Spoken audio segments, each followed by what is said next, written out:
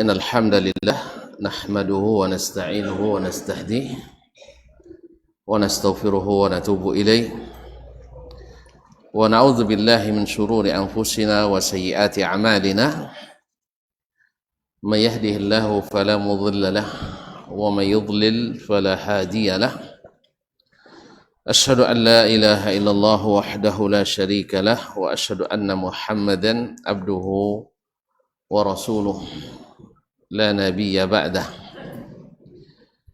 يا أيها الذين آمنوا اتقوا الله حق تقاته ولا تموتن إلا وأنتم مسلمون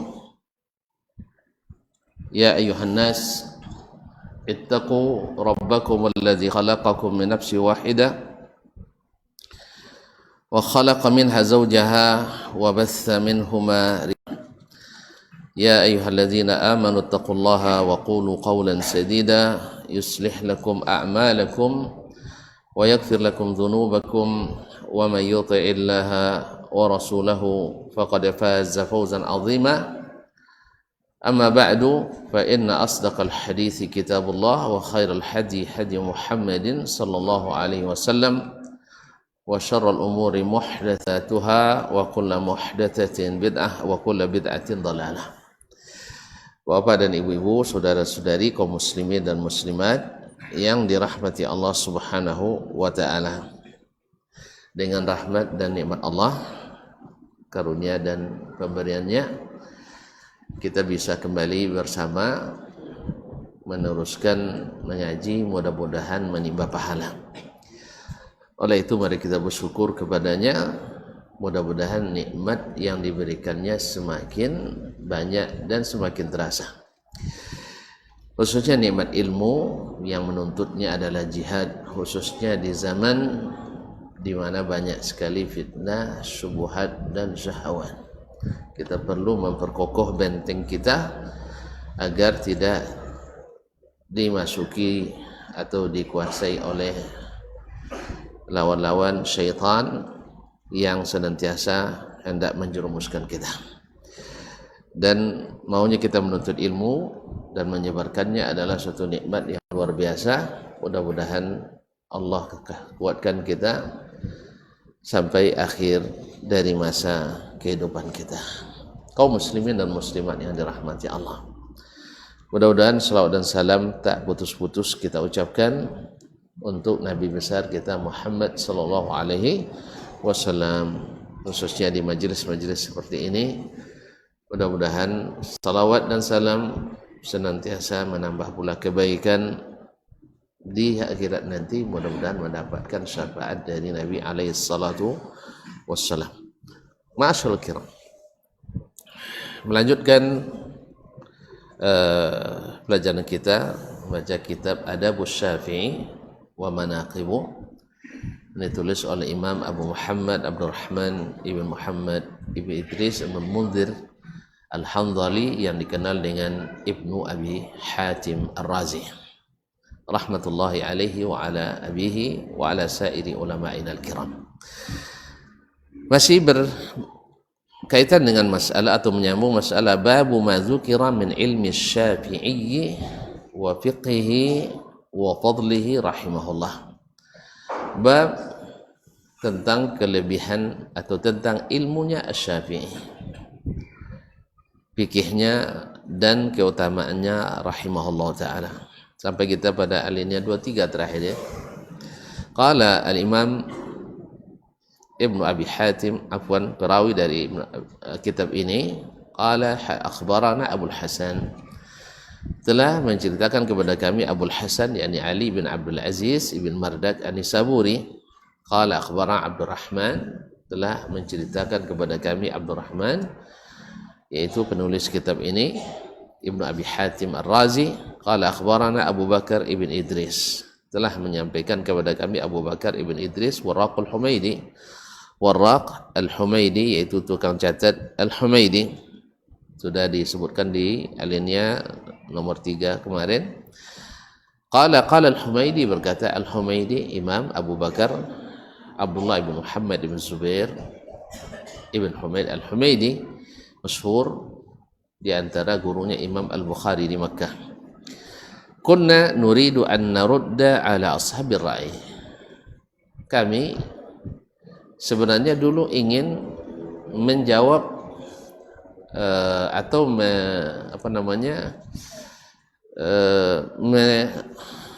mengkritisi pendapat ahlul ra'i, yaitu orang-orang yang lebih banyak mengedepankan logika daripada wahyu. Ahlul ra'i di mana mereka lebih cenderung kepada pendapat daripada mengikuti Nabi dan para sahabat, yang lebih banyak berijtihad daripada berdalil dan berhujjah.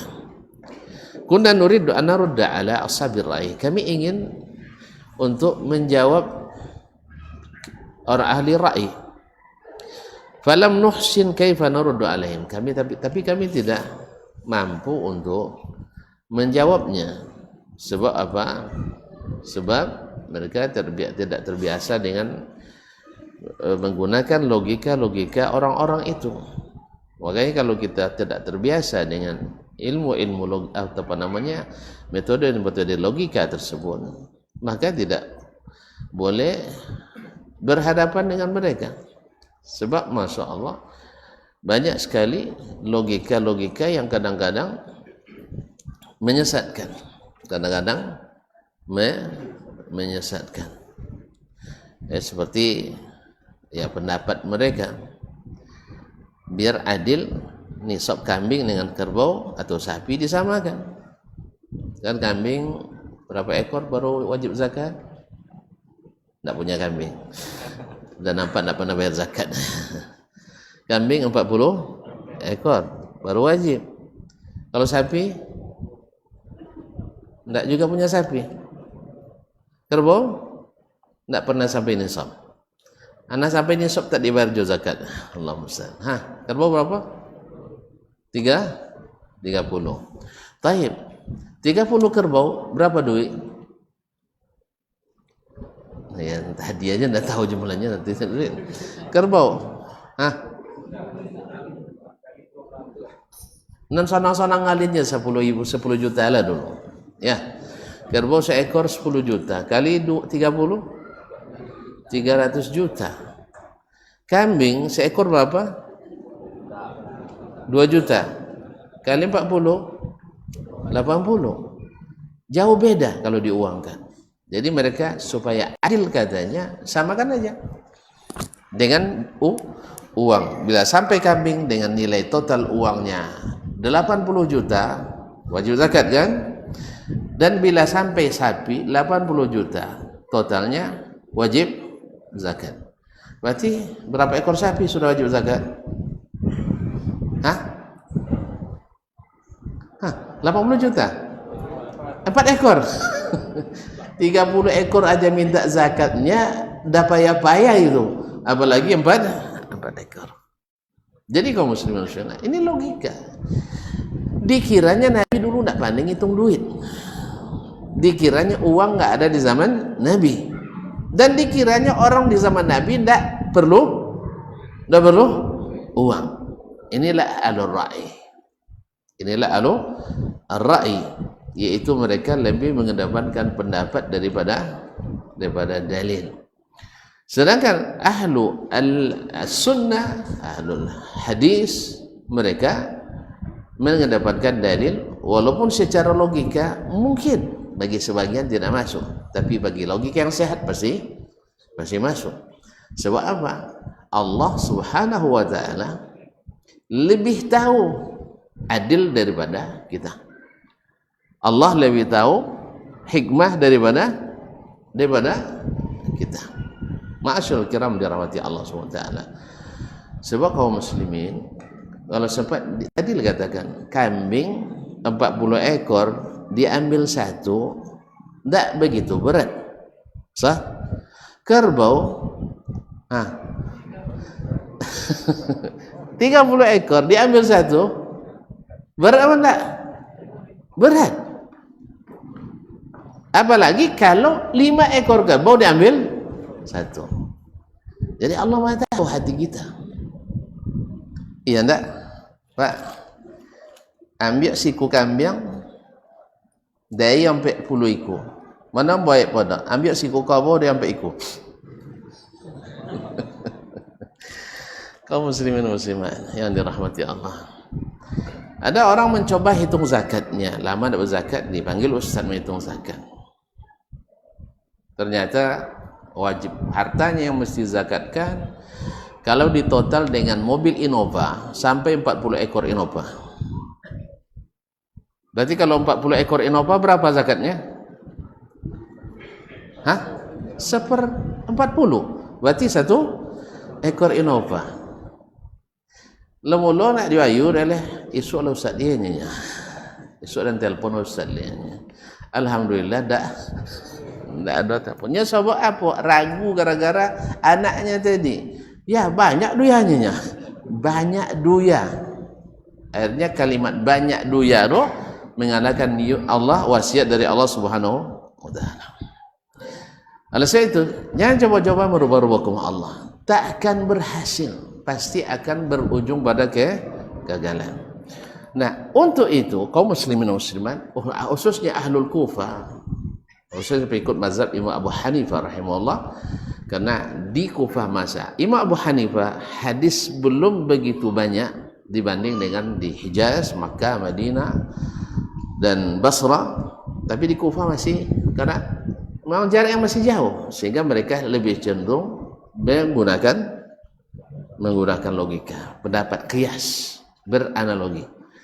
Nah, Imam Al-Humaidi mengatakan, kami sebenarnya ingin menolak pendapat mereka, tapi kami tidak bisa caranya.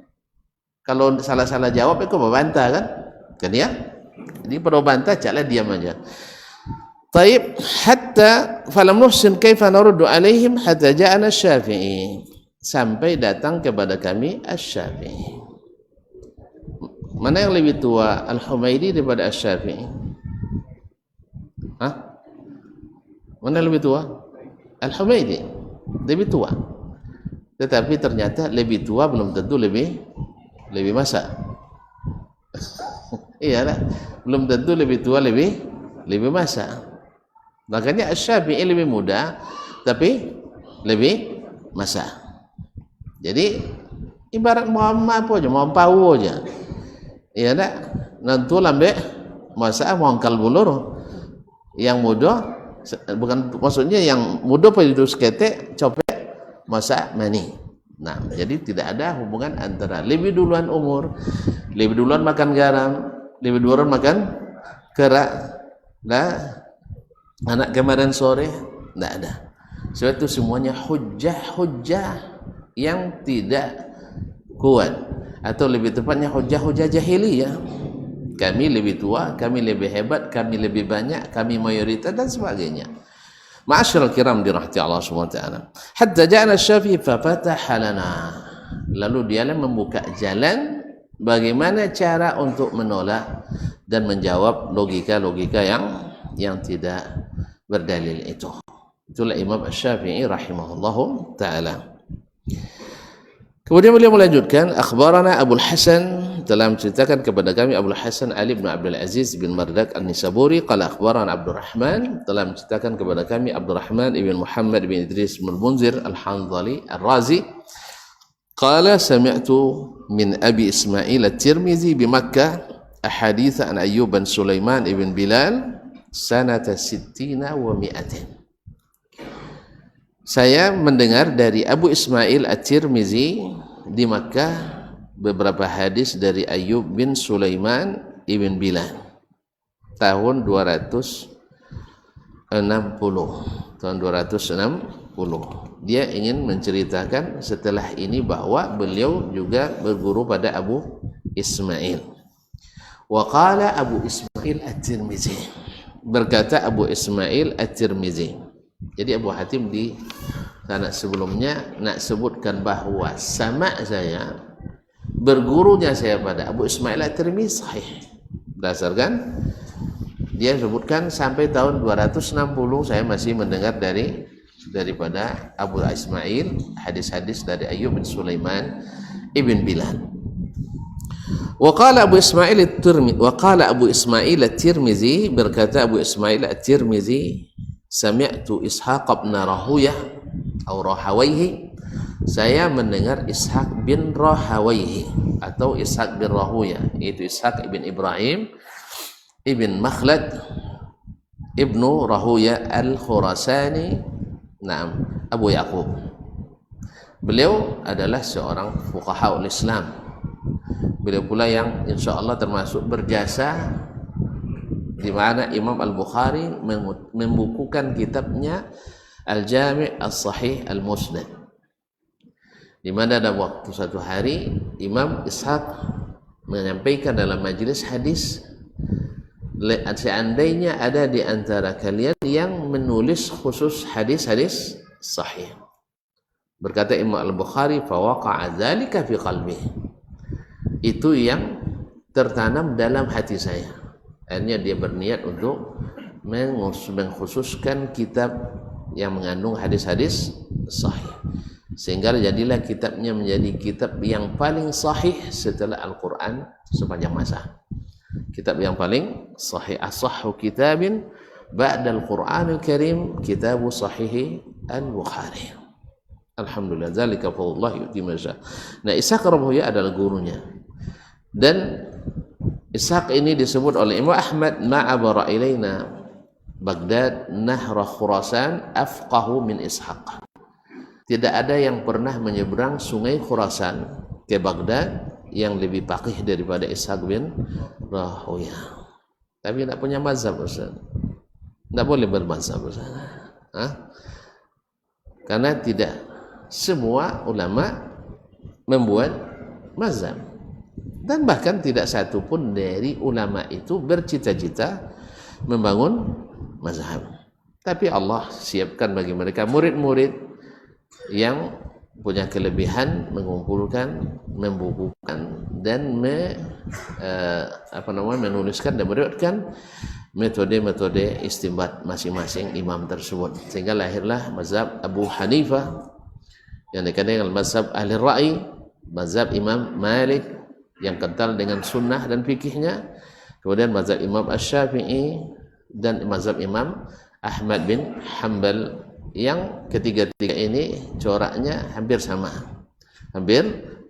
yaitu fikih yang berdasarkan as-sunnah lebih banyak dibanding dengan mazhab Abu Hanifah yang banyak menggunakan analogi dan kias.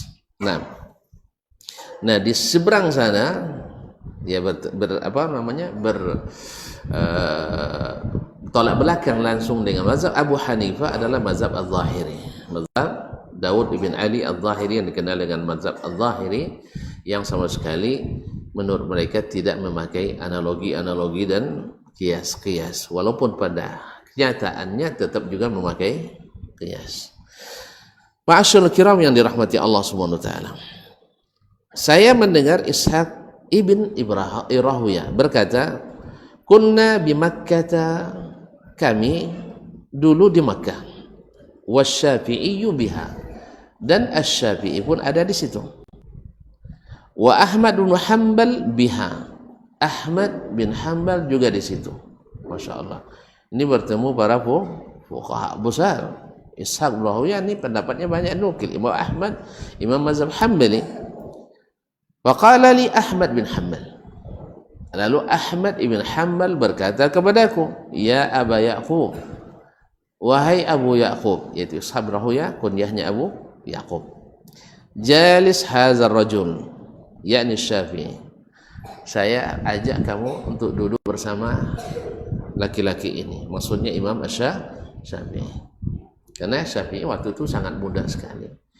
Ibaratnya kalau kami ketika belajar di Masjid Nabawi, ada syekh-syekh senior tua-tua seperti Syekh Abu Bakar Al-Jazairi, Syekh Abdul Muhsin Al-Abbad, Syekh Umar Hasan Falata, kemudian Syekh Atiyah Muhammad Salim, kemudian Syekh Muhammad Aman Al-Jami, rahimallahu al-jami'. Ya, rata-rata sudah meninggal kecuali Syekh Abdul Muhsin Al-Abbad Al-Badar, ayah Syekh Abdul Razak, masyaallah berikan umur panjang. Sebagiannya ada yang masih muda, Ada yang masih muda, di antaranya adalah Syekh Muhammad Mukhtar Asy-Shinqiti hafizahullah taala. Jadi dari sisi fikih mungkin ada kelebihan dari yang lain, sehingga yang taksus fikih rata-rata duduk dengan majlis beliau, sehingga majlisnya termasuk paling besar di Masjid Nabawi. Di Masjid Nabawi, dzalika fadlullah yutihi man yasha. Ya, saya bayangkan mungkin di masa itu banyak syekh yang senior seperti Sufyan bin Uyainah, Syekhul Hadis wal Fiqh di Hijaz di masanya. Tapi Syafi'i masih muda, cuman apa namanya, alat analisa fikihnya lebih tajam, sehingga Imam Ahmad, sekelas Imam Ahmad memilih untuk duduk bersama Asy-Syafi'i. Di samping beliau sudah sering duduk dengan Sufyan bin Uyainah, tapi ilmu Asy-Syafi'i tidak boleh disia-siakan. Maka dia ajak pun Ishaq bin Rahuya. Andainya kamu duduk dengan laki-laki ini pula, karena Ishaq dengan Imam Ahmad dengan Ishaq itu sejawat, seangkatan. Nah, qultu, lalu saya katakan, wa ma asna'u bihi sinnuhu qaribun min sinnina. Lalu apa untungnya kita duduk dengan dia? Kita umurnya masih sama-sama berdekatan umurnya, beda 2 tahun 3 tahun. Kenapa kita tinggalkan yang senior seperti Sufyan bin Uyainah dan lain-lainnya? Jadi kata Imam Al-Ahmad rahimahullah, Ibnu Ishaq katakan, wa ma asna'u bihi, memangnya apa sih istimewanya? Sinnuhu qaribun min sinnina, umurnya dekat dengan umur kita, hampir sebaya. Atruku ibn Uyainah wal Maqburi, sedangkan harus saya tinggalkan majelis Syekh Sufyan bin Uyainah yang senior, atau Al-Maqburi, Sa'id ibn Abi Sa'id, Kaisan Al-Maqburi Al-Madani, kita tinggalkan? Tidak mungkin. Jadi Ishaq waktu itu merasa kalau kita tinggalkan majelis-majelis senior, rugi kita. Ini kan masih umur, mudah-mudahan masih panjang juga umurnya nanti kan. Ternyata Imam Syafi'i kan umurnya pendek, hanya 54 tahun. Nah, kalau seumur saya dengan Imam Syafi'i sebentar lagi itu saya. Ya, ini sudah 53.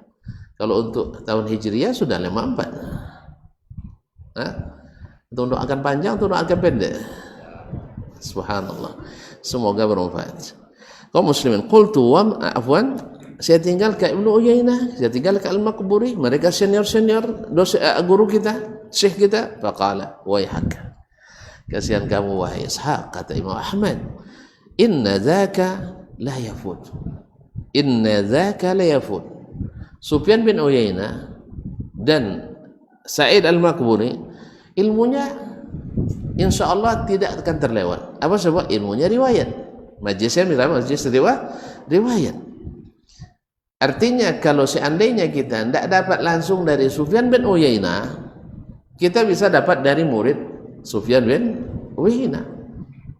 Kan teman-teman kita juga hadir di majelis itu. Apa salahnya ambil hadis turun selevel? Tapi kalau ini kata beliau, wa ya'za yafutu, kalau ini kalau dia pergi walaupun belum mati, ilmunya lewat. Tidak kita dapatkan pada orang lain, dan benar. Ini yang saya dapatkan. Artinya meninggalkan majelis hadis misalnya, tapi pindah ke majelis Syekh Fulan, Syekh Qiti misalnya, dapat fawaid hadis, fawaid fikih, bahkan fawaid lugah, bahkan fawaid adab yang barangkali tidak kita dapatkan di majelis yang tadi. Karena kalau di majelis hadis itu kan kalau rata-rata untuk satu malam kayak bisa sampai 5 bab. Kita aja yang sedikit-sedikit, 5 bab semalam, 6 bab semalam.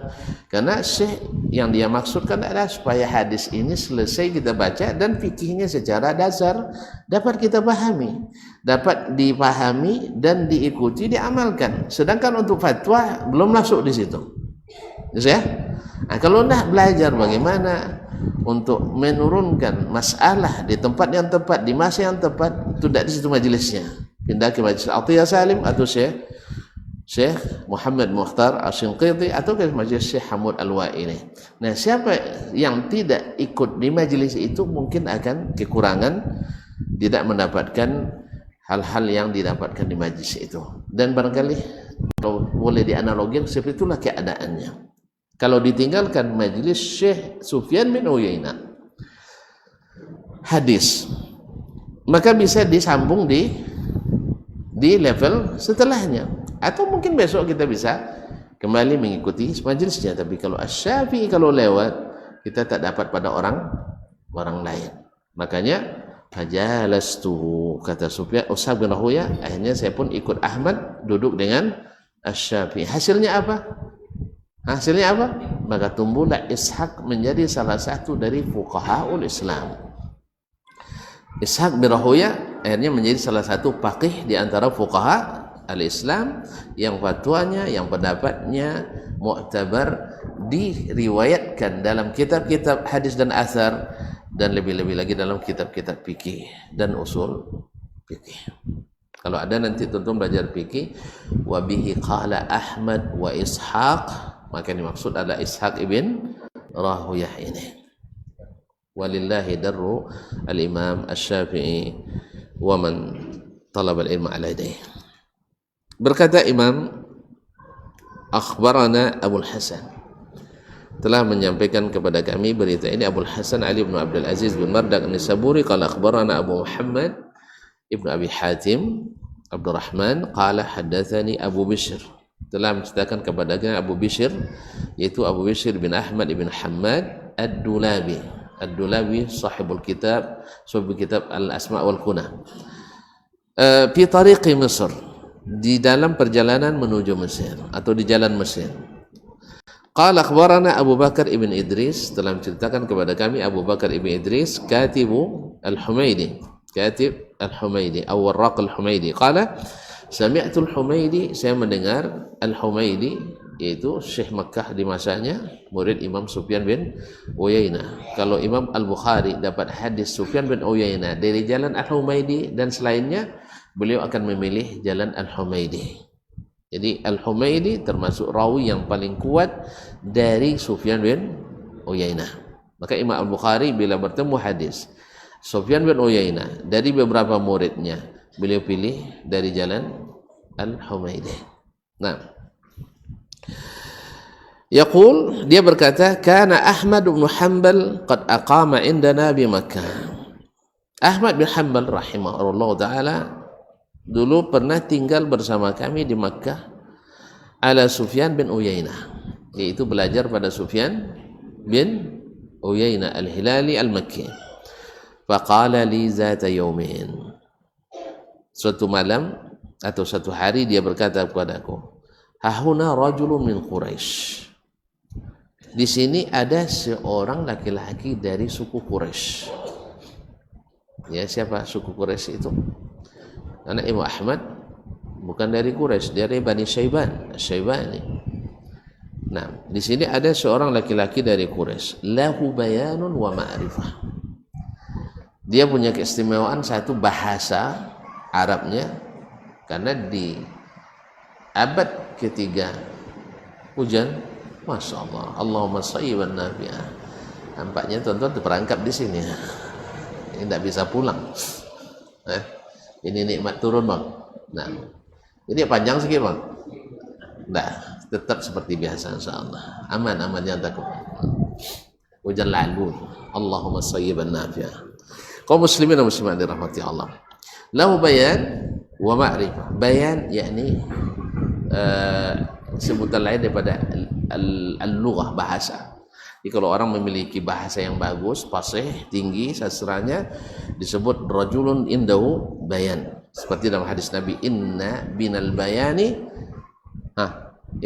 bayani la sihra. Sesungguhnya ada bahasa yang menyihir. Makanya kalau tuan-tuan, kalau tidak kuat bahasanya, jangan dekat-dekat tukang bahasa, nanti tersihir oleh retorikanya. Tapi kalau sudah maklumatnya ada kuat, dasarnya ada bagus, dan tidak masuk syubhat, maka tidak apa-apa. Ya, karena tidak sedikit orang gara-gara syubhat bahasa sehingga terlena, sehingga lebih kagum daripada kebenaran. Ma'asyarul kiram dirahmati Allah SWT. Dan di situ pula istimewanya banyak dari orang-orang ahli Seperti Al-Mu'tazilah, mereka punya banyak pakar bahasa hebat-hebat, imam-imam dalam bidang bahasa, sehingga ini yang membuat tidak sedikit orang terperangah dan meninggalkan Al-Quran dan Sunnah. Assalamualaikum. Nah, ini Imam Syafi'i rahimahullah, dia bahasanya tinggi dan ilmunya juga dalam. Lahu bayan wa ma'rifah, dan ilmu pengetahuan. Ma'rifah di sini kaum muslimin dan muslimat, dulu dalam istilah orang dulu, fulan indahu hadis wa ma'rifah. Dia memiliki hadis tapi tidak ahli fikihnya. Tapi kalau dia ahli hadis dan ahli fikih, disebut indahu hadithun wa ma'rifah. Dia punya ilmunya. Jadi kalau kita bicara tentang syarat meriwayatkan hadis dengan makna, ulama mensyaratkan mesti punya ma'rifah bil ma'ani, mesti punya ilmu dan pemahaman yang cukup untuk memahami. Nah, taib, faqultu lahu faman huwa. Saya tanyakan kepada Ahmad. Siapa bertanya tadi? Al-Humaidi, Imam Al-Humaidi rahimahullah. Faman huwa, siapa yang kau maksudkan? Bukan dia tidak tahu, cuman yang dimaksud Imam Ahmad ini siapa? Soalnya di Makkah banyak syekh-syekh yang dari Quraisy yang juga bahasanya tidak kalah. Masa itu kan masih di paruh kedua abad pertama, walaupun sudah mulai rusak bahasa Arab di perkotaan, tapi di Makkah masih terhitung aman karena ahlu Makkah dan ahlu Madinah dari dulu dan bahkan sampai hari ini mereka selalu menjaga bahasa fusha. Kalau tuan-tuan dah pergi ke negeri-negeri lain di luar Makkah dan Madinah, susah mencari bahasa fusha. Tapi kalau Makkah dan Madinah sampai hari ini di kelas-kelas belajar, alhamdulillah masih fusha. Tapi kalau antum pergi ke negara lain, lebih sering bahasa kampung dibuka dalam lokal. Istilahnya contoh maju di apa misalnya di Jepang Kinang pakai bahasa Kinang, bahasa Acu. Maju di Padang bahasa Minang, bahasa di Maju di Jambi bahasa Jambi dan sebagainya. Itu banyak. Tapi kalau di Madinah enggak. Alhamdulillah sampai hari ini bertahan bahwa Makkah dan Madinah bahasa resminya pada umumnya adalah bahasa Arab Fusha. Jadi di Makkah Imam Asy-Syafi'i waktu itu, di Makkah para masyayikh yang ngajar Masjidil Haram, walaupun sudah masuk di awal-awal rusaknya bahasa Arab di perkotaan. Tahu enggak tuan-tuan sebab rusak bahasa? Coba mantu kepokan limuai. Enggak pandai nyawik bapo lah barapo. Enggak. Kan ya bang? Limuai yang dipokan. Enggak pandai bahasa Acule. Barapo kecunyanya. Jadi ada kawanan waktu itu sama di Darun dulu Haji kan jadi ketua kloternya. Jadi bahasa Acu ndak samprono nih. Ndak jalan bahasa Acu nih. Itu dan sawan kayaknya jinya dan di Madinah jauh pengen. Tapi bahasa Acu dan ndak usah dah. Apa sebabnya? Ketika bahasa Acu orang pakai. Ketika bahasa Arabnya enggak. Ketika bahasa Arab Acu pakai.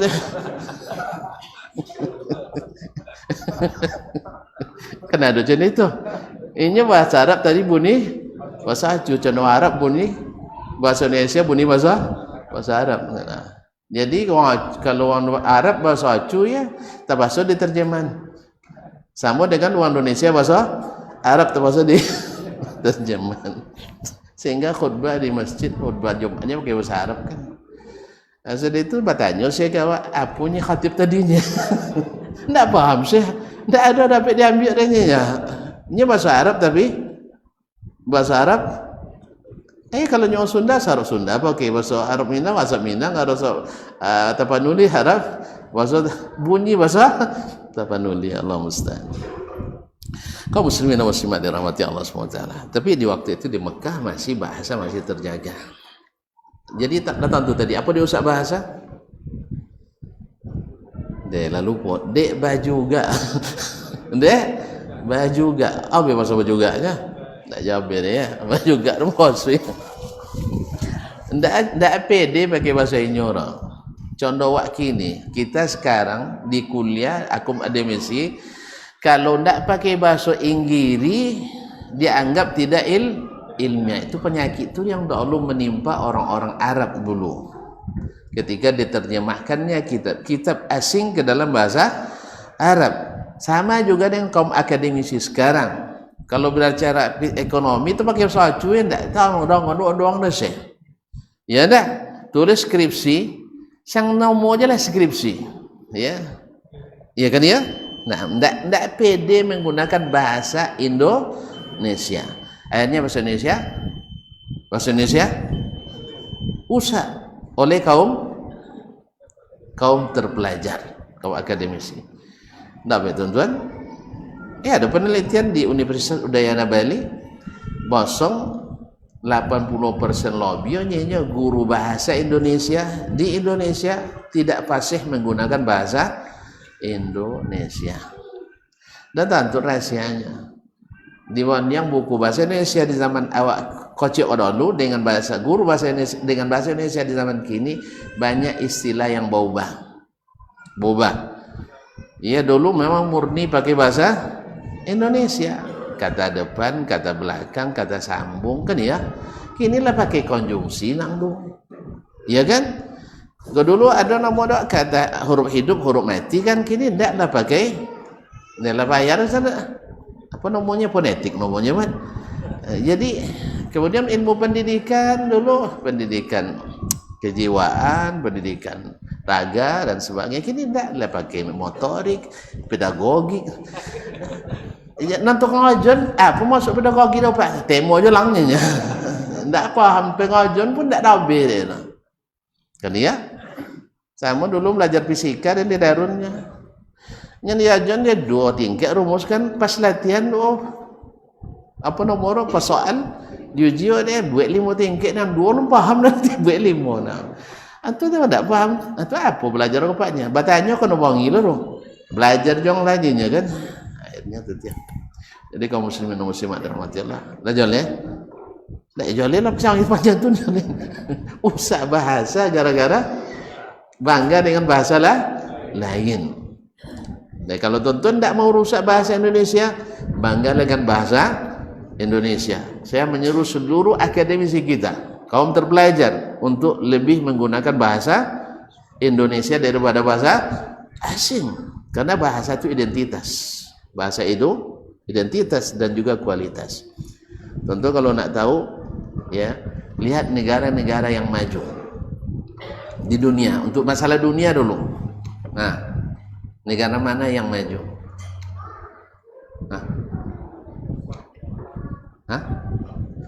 Nggak ada maju lah. Mundur satu. Semua negara maju, industrinya selalu menggunakan bahasa asli negaranya. Jadi kalau awak ndak sabui payah maju, ndak akan maju selama belum menggunakan bahasa asli. Nah, itu bila awak coba bang? Ini tonton cik peringati jadi supaya pemuda, tapi arti ndak ada guna orang. Budaya uangnya babo LGBT lah masuklah kami. Ndak budaya awak juga. Kan ya? Menari-nari malam main budaya awak. Wantino ndak pakaian menari depan awak budaya awak. Ndak ada kan? Makanya buang istilah diji itu buang. Apa sebab? Itu bukan budaya kita. Jadi banyak rusak dia bang. Apa bang ibarat itu? Ndak cayo bang. Rusak kita semuanya gara-gara menggunakan istilah asing. Midnight show apa tadi? Midnight show ya. Atau midnight apa namanya? Sabuilah cenderung midnight party dan sebagainya. Asal Pak pengunjung bahasa asing mahe bang saudara. Kan ya?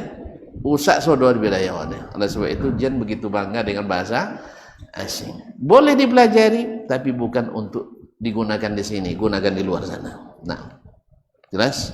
Asal mau awak bahasa aju je lagi. Ya sudah itu bahasa orang lain mereka bawa bahasa Indonesia. Kalau peyok kampungnya pakai bahasa bahasanya. Karena seharusnya jadi itu lah. Masuk apa tuh? Baik.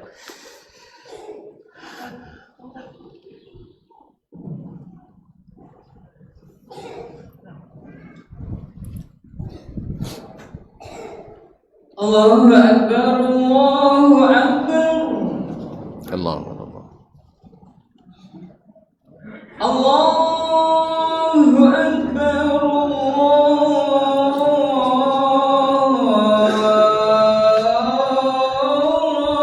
Akbar.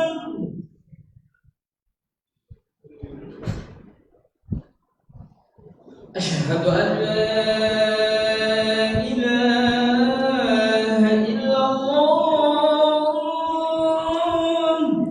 أشهد أن لا إله أشهد أن لا إله إلا الله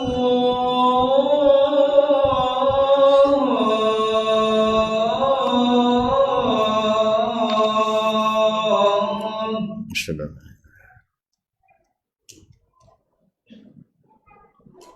أشهد أن محمدا رسول الله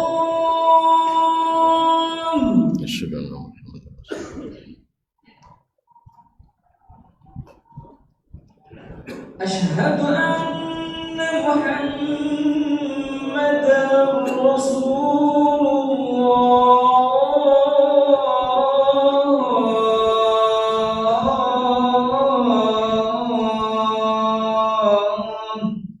أشهد أن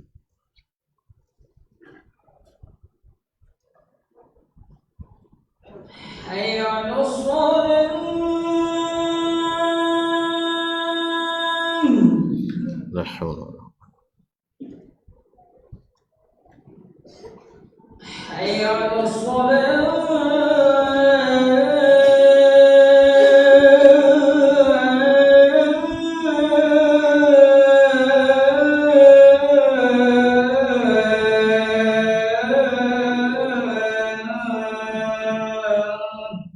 لا حول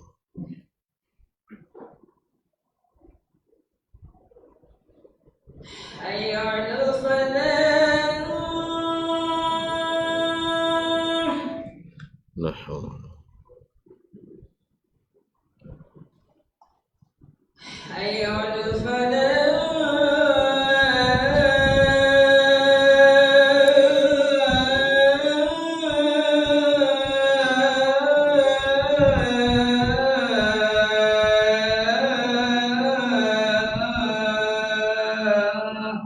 لا حول ولا قوة الله أكبر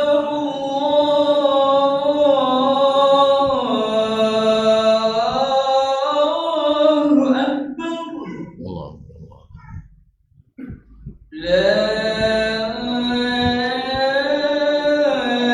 إله إلا الله وأنا أشهد أن صلى الله عليه وسلم بارك على محمد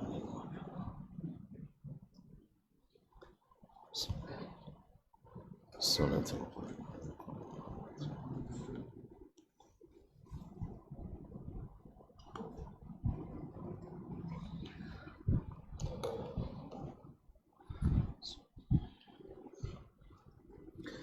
kaum muslimin, kaum muslimat yang dirahmati Allah SWT. Jadi siapa tadi? Imam Ahmad bin Hanbal mengatakan kepada Imam Al-Humaidi, di sini ada seorang laki-laki dari Quraisy, dan Syekh Al-Humaidi sendiri sebenarnya dari Quraisy juga. Lau bayanun wa ma'rifah, dia memiliki bahasa dan ilmu. Faqultu lahu faman huwa, siapa dia? Qala Muhammad ibn Idris Asy-Syafi'i. Wa kana Ahmad ibn Hanbal qad jalasahu bil Iraq. Dan Ahmad bin Hanbal semasa Imam Asy-Syafi'i di Irak, itu di Baghdad, pernah berguru juga pada Imam Asy-Syafi'i sebelumnya. falam yazal bi hatta ajtarrani ilaihi. Ahmad membujuk saya terus sampai akhirnya saya pun tertarik untuk ikut bermajlis dengannya. Ya tentu orang sudah lama dengan Sufyan bin Uyainah, ngaji di suatu majelis syekh senior yang terkenal sampai kemana-mana. Orang murid-muridnya dari mana-mana datang ke Sufyan bin Uyainah, dari Mesir, dari Irak, dari berbagai belahan dunia, dari Syam, datang berburu sahabat Sufyan bin Uyainah. Sekarang ada anak muda lalu disuruh pindah ke majelisnya, kan berat itu. Berat enggak? Berat. Tapi Imam Ahmad merayu dia terus, akhirnya sampai dia pun tertarik ikut. Wa kana Asy-Syafi'i qubalat al-mizab. Asy-Syafi'i waktu itu majelisnya adalah di depan mizab. Tahu mizab? Pancoran tempat air, pancoran air di atas Ka'bah. Orang kita nyebutnya pancoran emas. Nah, cupanya emas. Ada nak minum situ tang dah. Nah, kaum muslimin dan muslimat. Takut ke ayu apa merpati ke kan? Nah, ada yang minum doang, si barakah. Nah, iya si barakah. Ada yang meyakini keberkahannya. Ala kulli hal. Nah, ma'asyiral kiram dirahmati Allah Subhanahu wa taala. Jadi di situ Imam Syafi'i dulu, berarti dekat Ka'bah. Kalau gini tidak isana. Begini lando dong tawaf tu lah. Nah, dulu majelis itu dekat Ka'bah. Karena orang yang tawaf tidak seramai sekarang.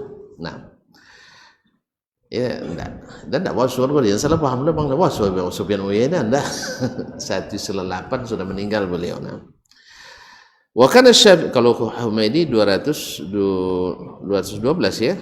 Baik. Wa kana Syafi'i qubalat al-mizab. Syafi'i di depan al-mizab. Fajalasna ilaih. Lalu kami duduk di majelisnya.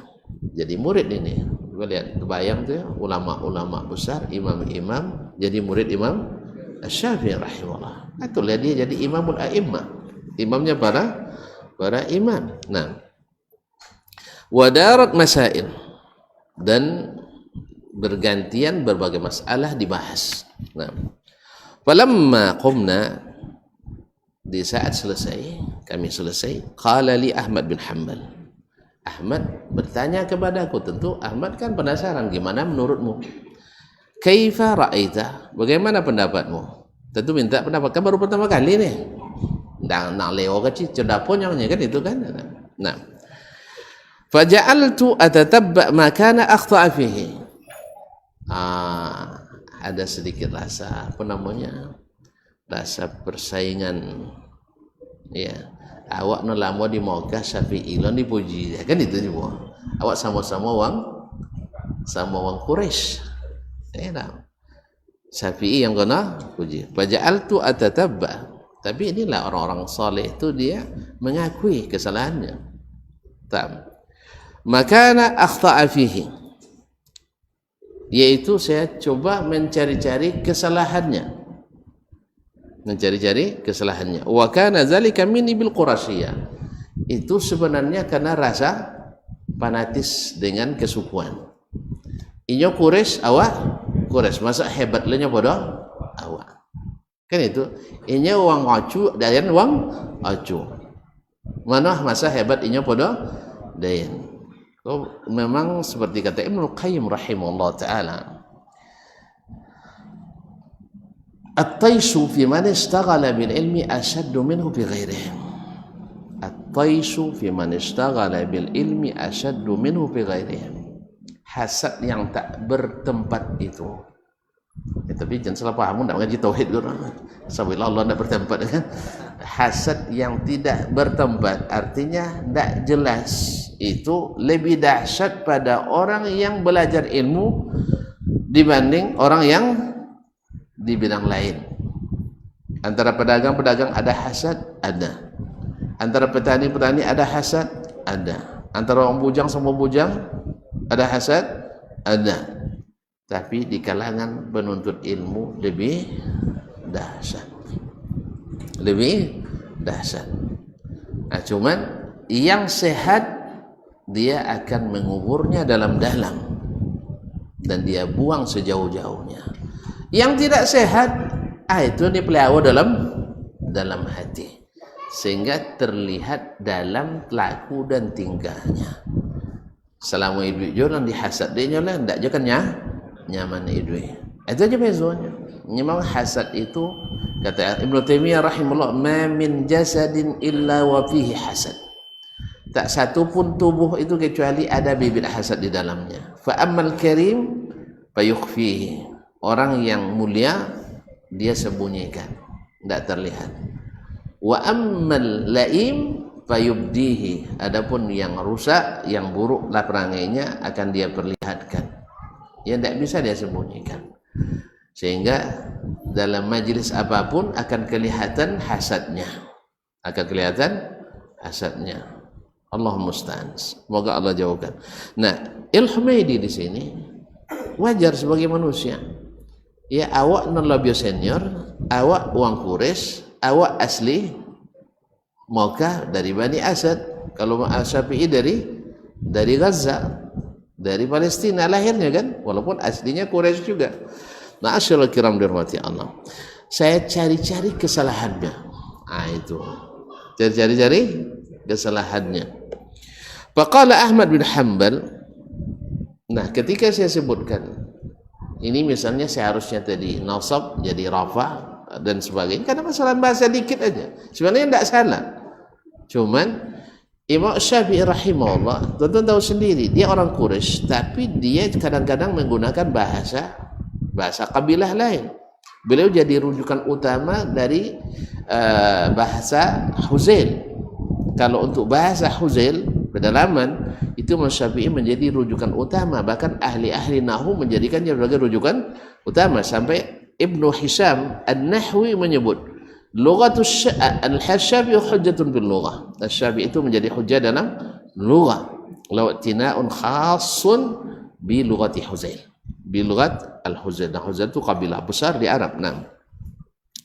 Faqala li Ahmad bin Hanbal. Lalu Ahmad menasihati saya, fa anta la tadda ayyakuna rajulun min Quraisy yakunu lu hadzal ma'rifah. Berarti kamu tidak suka ada orang dari kabilah kamu sendiri, dari orang Quraisy, dia memiliki ilmu seperti ini, wa hadzal bayan, dan juga punya bahasa yang hebat seperti itu. Au nahu hadza min al-qawl, atau seumpamanya tamurru bi'atu mas'alah yukhti'u khamsan aw 'ashran utruk ma akhta wa khudh ma asab. Nah, ini lihat kaum muslimin muslimin, 100 masalah yang dibahas, lalu dia salah 5 atau salah 10. Masa antum yang cari yang 5-nya tinggal yang 95, cari yang 10 cari yang 10 tinggal yang 90. Nah, ini jadi memang ada dari dulu. Jadi kalau ada sekarang jangan merasa aneh. Bila ada orang kemarin mengatakan si fulan dia lambung tinggi-tinggi, lalu salah dalam satu masalah, lalu menjadi orang tak berguna sama sekali. Itu ada dari dulu. Cuman bedanya Al-Humaidi tidak dipertahankannya itu, sehingga dia tetap berteman dengan Imam Syafi'i. Kalau kita, awak tu cuba ya, nyelot tolong lain madu-adu gay. Kan dia, makanya kalau tuan-tuan tidak tahan dia adu-adu, jen punya tim padu-adu. Itu masalah. Kalau tidak tahan kau adu-adu, jen punya tim padu-adu. Kalau membantah gitu, jangan cari orang yang suka memprovokasi kita. Gitu aja. Tapi kalau tahan, artinya dia adu-adu doang, tidak mau kau adu-adu. Kadang memang alun kau adu-adu lah menyipak juga. Apalagi kalau sudah di adu-adu. Yang kedua, kalau lah tentu siawak tu suka dia adu-adu jen di tulang-tulang dia, sandak di tulang nak naik kering tu, apalagi di tulang-tulang. Lah nak terangkut lo sihir kan tulang gini. Nah, Allah musta'an. Jadi itu kaum muslimin muslimat. Nah, ini Imam Ahmad insaf. Bahasanya logis. Dia membahas 100 masalah. 5 dari 100 salah. Lulus apa enggak? Pak Haji. Ini satu soal. Nilai per soal saja. Salah 5. Berapa nilai? Salah 5? Enggak. Pak Haji 5 Pak Haji nilai. Buktinya gagal, ya kan? Buktinya kan gagal. majlis bubar gara-gara satu kesalahan. Itu kita. Dan di Ibnul Qayyim sudah sebutkan, di kalangan penuntut ilmu itu lebih dahsyat. Maka hati-hati para penuntut ilmu. Hati-hati para penuntut ilmu. Dimanapun antum pergi akan mengalami masalah ini. Saya banyak mengalami masalah itu, tapi saya bertekad. Siapapun menzalimi saya dalam menuntut ilmu, saya bercita-cita untuk membalasnya dengan kebaikan. Ya, sebagian sudah Allah kabulkan, sebagian masih menunggu waktu. Ya, sebagian masih menunggu waktu. Orang menghalangi saya dapat sesuatu. Ketika dia akan mendapatkan, harus rekomendasi, saya rekomendasikan. Dan itu sudah banyak. Apa sebab? Kita tidak mau memelihara hasad itu. Kita tidak boleh memelihara penyakit itu, karena penyakit itu tidak mau mengakui kelebihan orang, tidak mau memberikan apresiasi pada orang berprestasi. Itu penyakit yang merusak kita. Yang dihasadi tidak akan rusak, dia tak akan rusak. Yang rusak itu sendiri. Kita yang rusak. Emang ya? Hah? Jadi kalau salah satu nilai berapa? Salah dari satu ini salah 5. Berapa nilai dia bang? Mau boleh? Ya kikit ni nilai bang. Nah, salah 5. Ya. Kemudian yang halal tu kan bisa dibaiki, tidak bisa dibaiki, tidak bisa dibaiki. Sang solat dia tidak usah, boleh diulang. Misalnya imam tadi salahnya tadi, iya kan? Kosan apa namanya salahnya, dek maluan kau tidak sabun kawan sudah itu terkadang dia takut kalau Taala batal uduk tadi tidak sabun kalian ulang lihat solatnya, kan tidak apa rasanya, kan rasanya. Tapi kalau itu tuan-tuan jadi kesalahan, bantin jadi imam sekali ayat ya. Itu sama tentunya. Nah, jadi kaum muslimin dan muslimat. Jadi sama orang sekarang, Syekh Al-Albani mentahrir puluhan ribu hadis. Bosornya 3. Salah Syekh Al-Albani.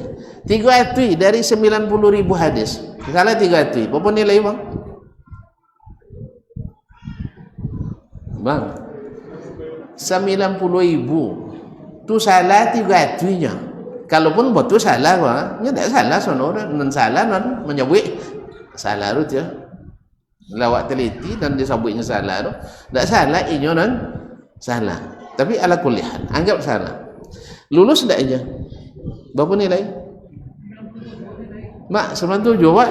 Masya Allah. 97 nilai. Salah tu?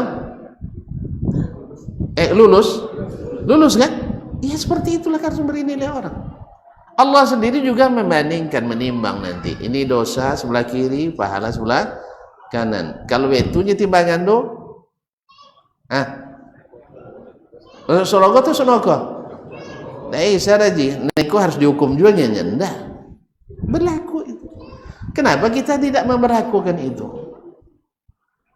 Saat jam 60 keluarga, dah 30 tahun batutan je lagi jam ini. Salah sekali bubar. Itulah kesalahan kita kaum muslimin. Nah, Imam Ahmad ajak Al-Humaidi untuk bertemu dengan Imam Ahmad. Kalau topik jo Ahmad bin Abi Duat bos wala kan ada adu tu jangan je belajar hadis dunia nya. Jadi akibatnya kan tak ngerti nak fikir kan dunia. Dan akhirnya masuk.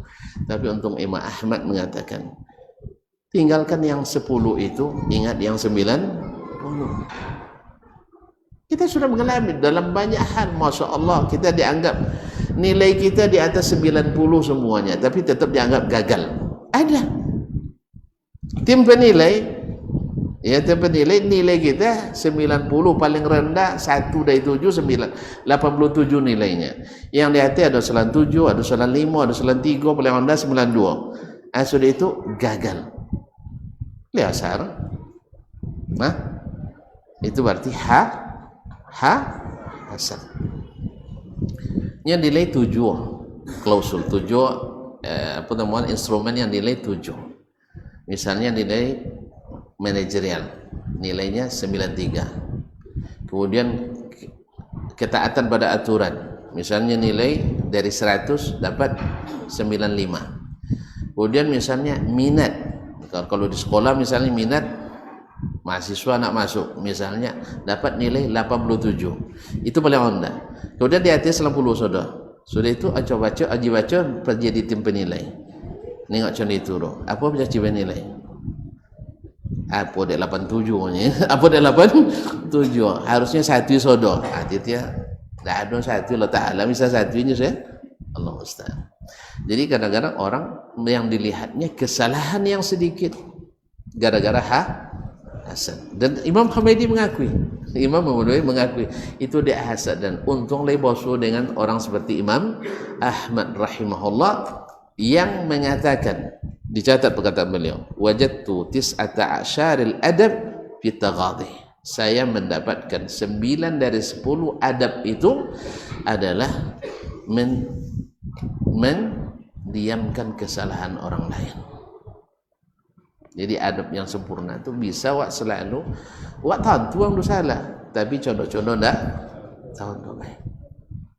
Nggak terjadi. Misalnya nampak dan abang kok di jalan ditotok nggak diancam.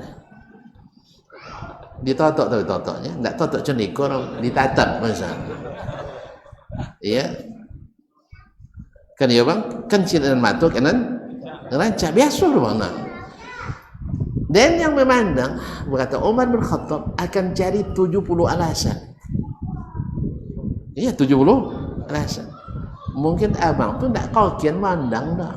Dan itu nampaknya sedang berpikir. Apa selepas jadi lewat? Kan ya bang? Misal carilah seperti itu alasan. Nah, ya kata Umar, kalau tidak dapat dan alasan, mudah dalam hati dan sobek mudah dan abang tu punya alasan. Ya bang? Hah? Ini kan dosa kodang dosa kenek tu. Ni wancak. Kalau pakai keedah, ya telinga perlu mendengar yang indah, tentu mata perlu melihat yang cantik. Berarti halal tu bang? Ini kan ada kadang-kadang dalilnya itu, kadang orang apa sebabnya? Allah menciptakan segala yang indah untuk dinikmati. Suara merdu, suara musik untuk dinikmati. Berarti yang cantik-cantik untuk dipelototi. Jadi halal sesuatu itu karena ancak jadi halal. Kalau buat tidak jadi halal. Bukan.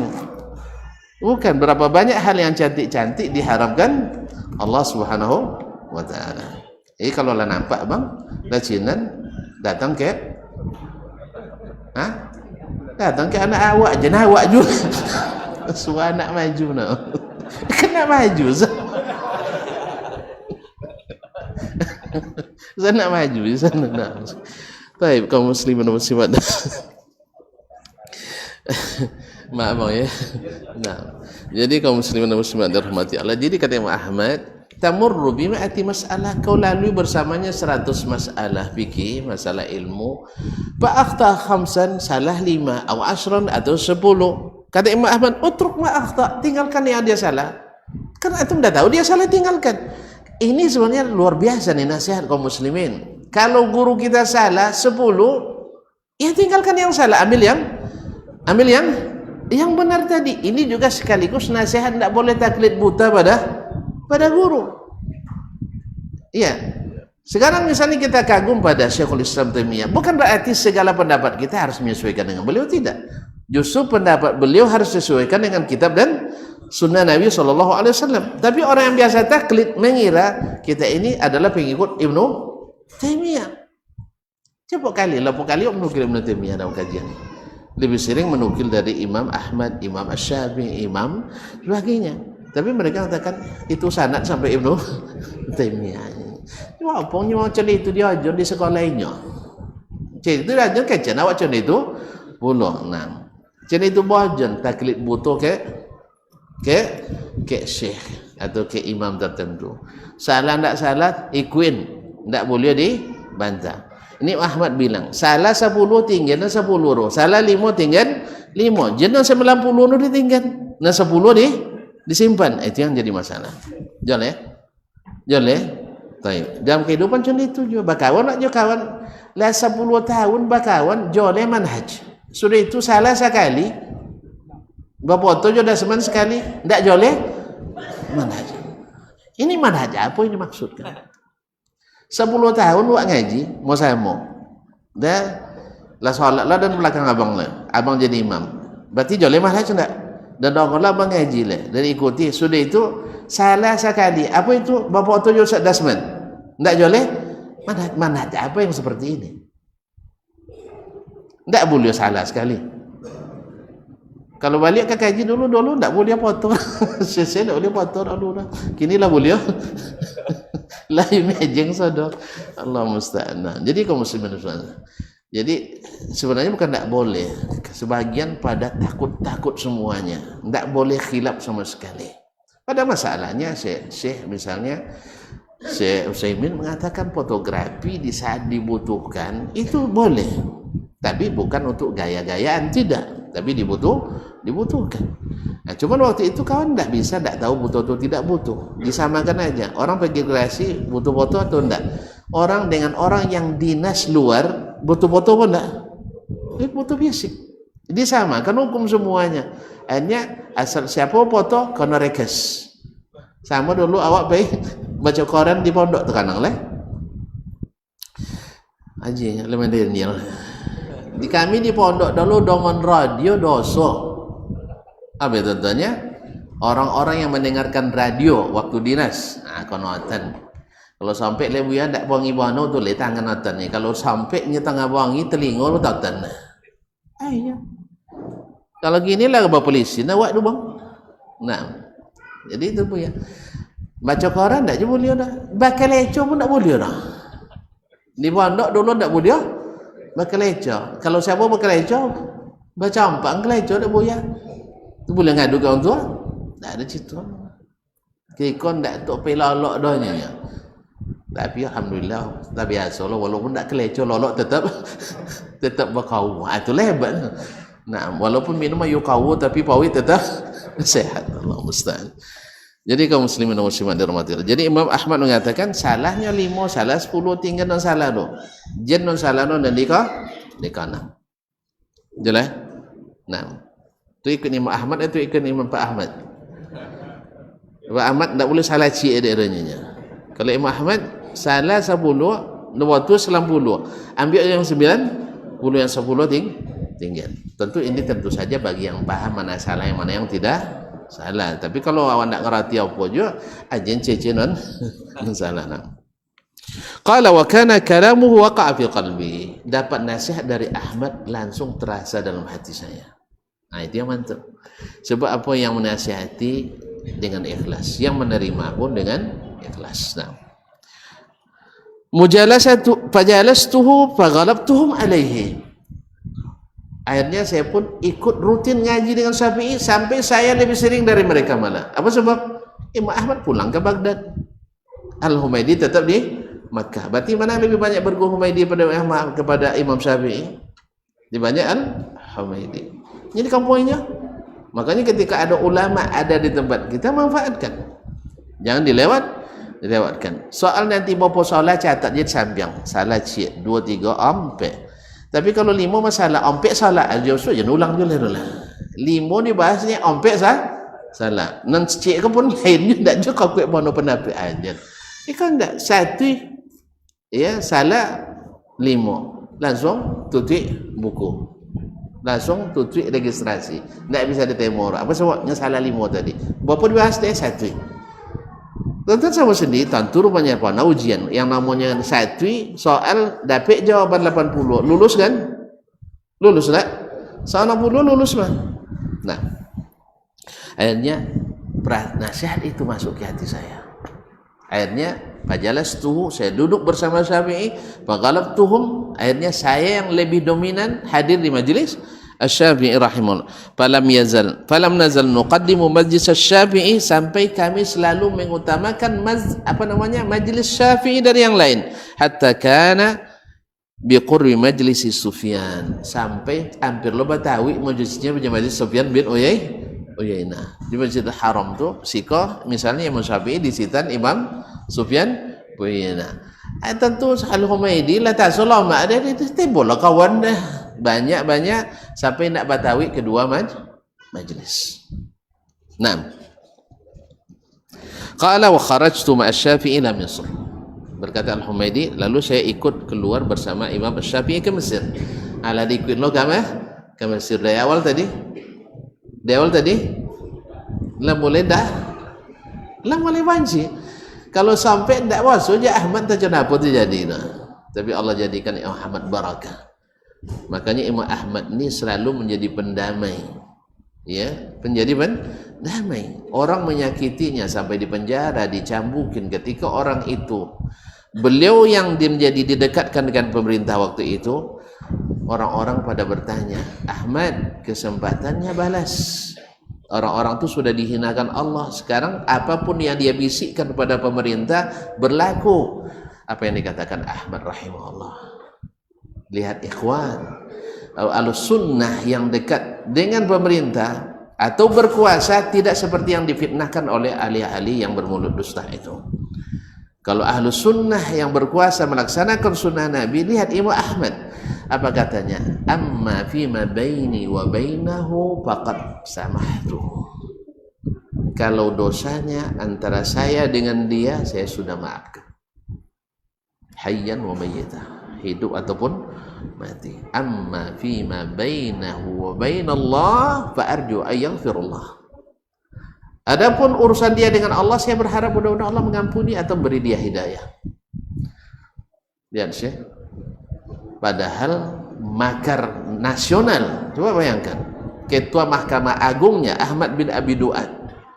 Sampai 4 khalifah menganiaya Imam Ahmad dengan secara zalim. Tapi setelah beliau di masa Al-Wathiq,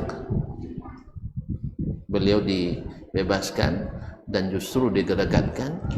Beliau diberikan hadiah oleh khalifah, dia tolak dan dia terima. Kemudian ada yang katakan, apa yang bisa kami lakukan terhadap musuh-musuhmu? Lihat ikhwan, kalau kita tidak mengadu-ngadu, sengaja cari, habis itu tuduh orang lain yang seperti itu, ya. Habis itu menuduh ahli sunnah yang seperti itu. Memang idza sa'abi lurmar isa'at zununuhu. Orang yang buruk pelakunya, buruk dugaannya. Jadi orang ketika dapat kesempatan mengadu-ngadu, dikiranya orang lain juga akan seperti itu. Maka isbiru ahlas sunnah, bersabarlah wahai ahlu as-sunnah. Karena memang kita tuh selalu mengkena fitnah. Bukan tukang bikin fitnah. Tapi kalau tonton bikin fitnah setelah bertobat, ya jangan jadi tukang bikin fitnah, karena kita ahlus sunnah bukan ahlul fitnah. Ma'asyiral kiram. Wa kharajtu ma'a Syafi'i ila Mesir, saya keluar bersama Syafi'i ke Mesir. Wa kana huwa sakinan fil ulu, dia tinggal di bagian atas. Wa nahnu fil awsat, kami tinggal di tengah-tengah. Jadi nampaknya mungkin 3 atau 4 lantai itu. Nah, farubbama kharajtu fi ba'dil lail, kadang-kadang saya keluar di waktu malam. Fa'aral misbah, saya masih melihat lampu menyala. Dari luar kan nampak tuh di lantai atas masih menyala lampunya. Fa asihhu bil ghunam, lalu saya berteriak memanggil pembantunya. Fa yasma'u sauti, lalu dia mendengarkan suaraku. Fa yaqul bihaqqi alaik, ya karena hak saya kepadamu, irqa, naik. Fa'arqa, lalu saya naik. Fa'idha qirtasun wadawat, lalu saya temukan kertas dan tinta di tempat Imam Asy-Syafi'i rahimahullah. Fa'aqul, lalu saya katakan, mah hari sudah malam begini masih kertas dan tinta juga? Mah ya Abu Abdillah, ada apa ini wa Abu Abdillah? Fa'yaqul, dia berkata, tafakkartu fi makna hadis, saya memikirkan makna sebuah hadis, atau fi mas'alah, atau suatu masalah fikih. Fakhiftu an tazhab, saya khawatir nanti kalau tidak dicatat akan hilang. Oh, berapa banyak yang hilang karena tidak dicatat. Allah musta'an. Fatat azba alayya fa amartu bil misbah wa katabtu, lalu saya perintahkan atau minta bawa lampu dan saya pun mencatatkan. Kaum muslimin, kaum muslimat dirahmati Allah Subhanahu wa taala, ini diantara keindahan ilmu adab Asy-Syafi'i dan para murid-muridnya. Mudah-mudahan dengan ini pun kita mudah-mudahan bisa mengikuti ilmu mereka, mengikuti adab mereka. Wallahu ta'ala alam, wa sallallahu ala nabiyyina Muhammadin wa sallam. Nah, doa.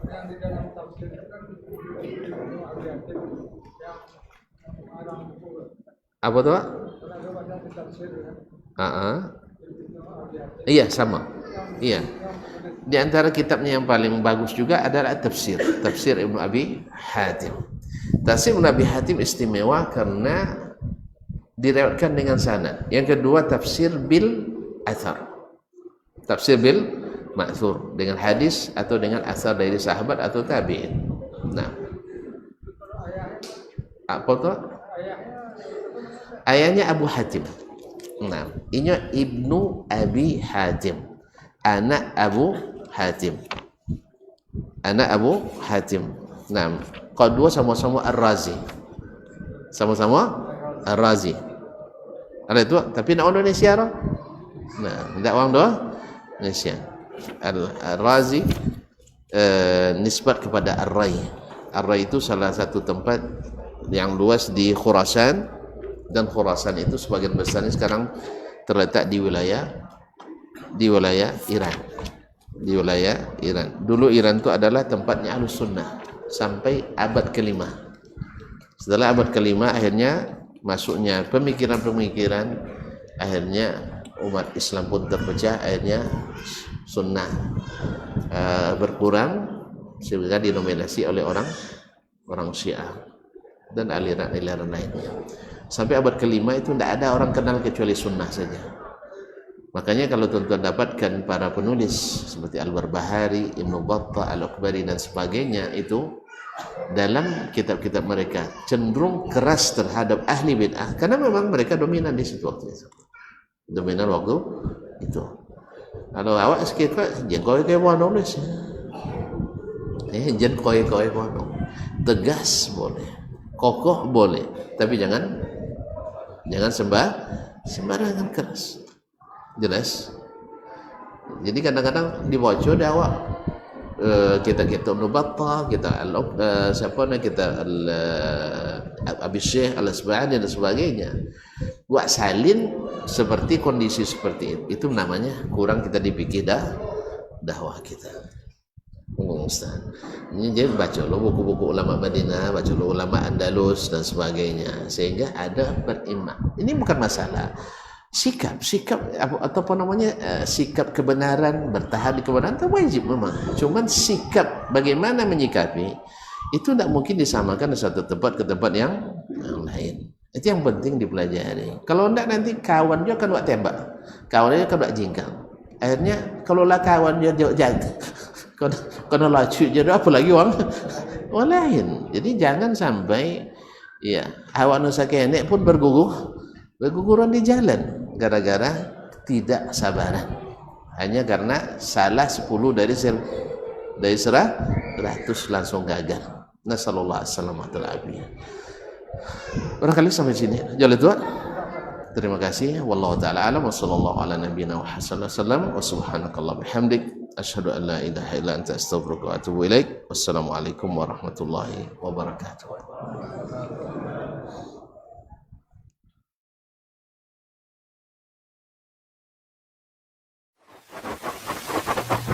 Barometer amal kita saleh tak salehnya di salat kita. Bila salat kita ikhlas dan sesuai dengan sunnah Nabi SAW, maka insya Allah amalan yang lain mengikuti. Ini aktivitas ini membantu saya di akhirat atau akan menyulitkan saya di akhirat? Kalau seandainya perbuatan itu ternyata akan menyulitkan kita di akhirat kelak, tinggalkan perbuatan itu. Anta ni'mal jund. Kamu adalah sebaik-baik prajurit. Coba lihat. Kamu adalah sebaik-baik prajurit. Maka tujuannya adalah menghancurkan kehidupan rumah tangga.